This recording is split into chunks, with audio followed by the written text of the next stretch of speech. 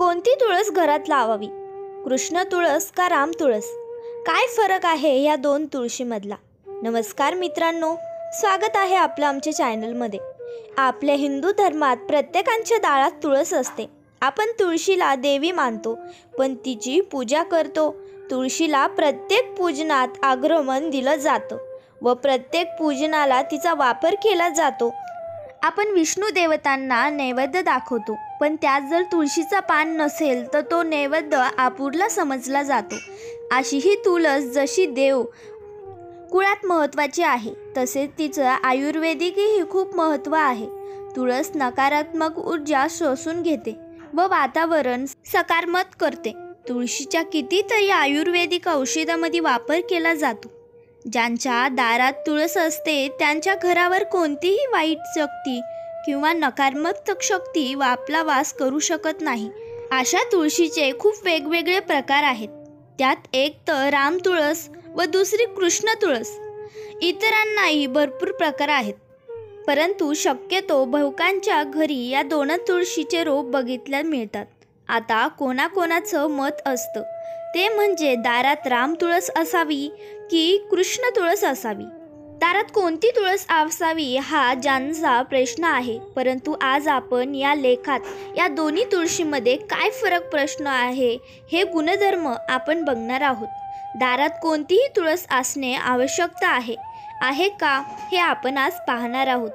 राम तुळस ही पांढरी तुळस म्हणून ओळखली जाते व कृष्ण तुळस ही काळी तुळस असे म्हटले जाते.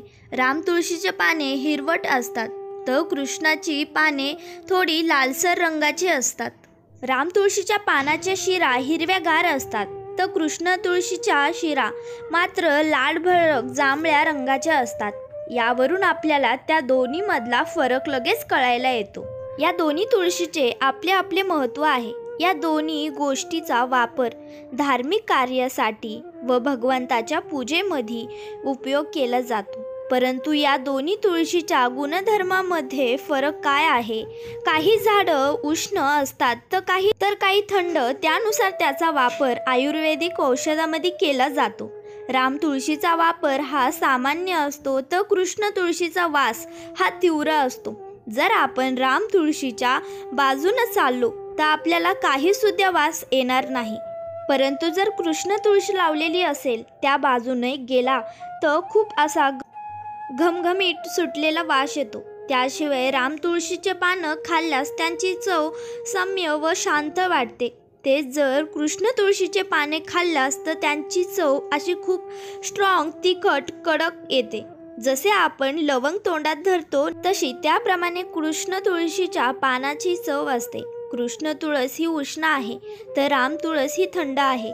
म्हणून उन्हाळ्यात जर आपल्याला सरबत रस बनवायचा असेल तर तुळशीचा वापर करायचा असेल तर त्यात राम तुळशीचा पानाचा वापर करावा व थंड दिवसात जर आपल्याला चहा काढामध्ये प्यायचा असेल तर तुळशीच्या पानाचा वापर करत असाल तर त्यात कृष्ण तुळशीचा वापर करावा, कारण तिचं गुण उष्ण असतं.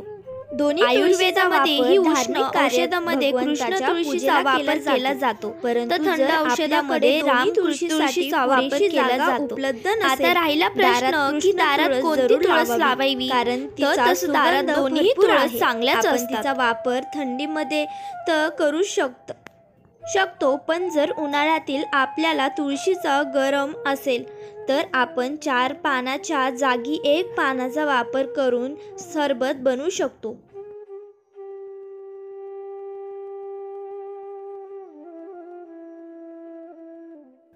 पूजनातही तिचा वापर होणार आहे. त्याशिवाय कृष्ण तुळशीचा वासही भरपूर असल्याने इतर कीटाणूपासून आपल्यापासून दूर राहतात व आपल्या घराला प्रवेश करत नाहीत. आता आपण जाणून घेतलं की वास्तुशास्त्रानुसार तुळशीचे रोप घरात कोणत्या दिशेला असावे.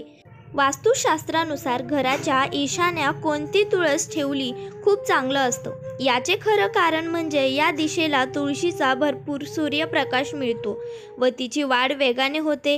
तर मित्रांनो, तुम्हाला जर ही माहिती आवडली असेल तर व्हिडिओला नक्की लाईक करा आणि चॅनलला सबस्क्राईब करा. धन्यवाद.